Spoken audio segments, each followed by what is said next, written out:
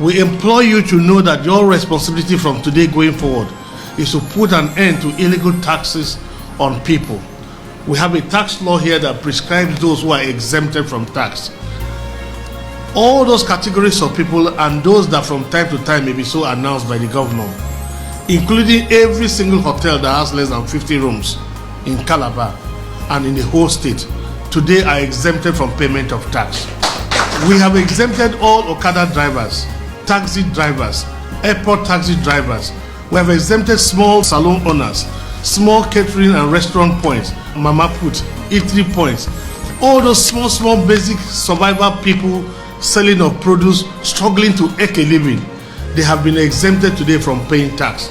We have exempted them because it is better for me as a governor that I rather tax my brain than to tax my people. And great perseverance, you have the right for anybody who comes before you to demand tax. You have the right to say, stop, the governor has said we should not pay tax. Why will a small person carry banana from his farm to go and sell, and produce people are there taxing him for produce? Why would somebody carry groundnut to go to market and somebody is putting a checkpoint on the road and collecting money from the groundnut seller? This is not Ben Ayade, this is not my nature. I am not wired for this insensitivity to a weaker person. I have abolished produce tax. Let farmers earn their money, let them keep their money. Because you didn't give them fertilizer, you did not irrigate the soil, you did not prepare the soil for them, you did not do the land clearing for them. Why do you want to tax them? Why do you put pressure on that your small brother or sister whose situation is much worse?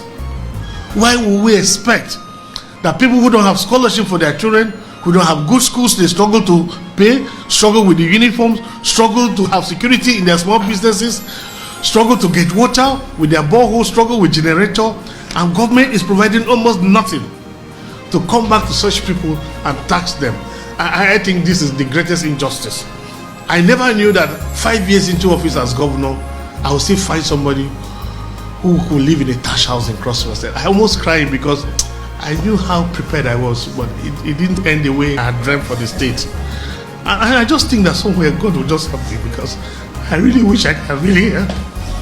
I really wish I could help. It's very painful, truly. I can't put 5 years and I've not been able to do the change I wished.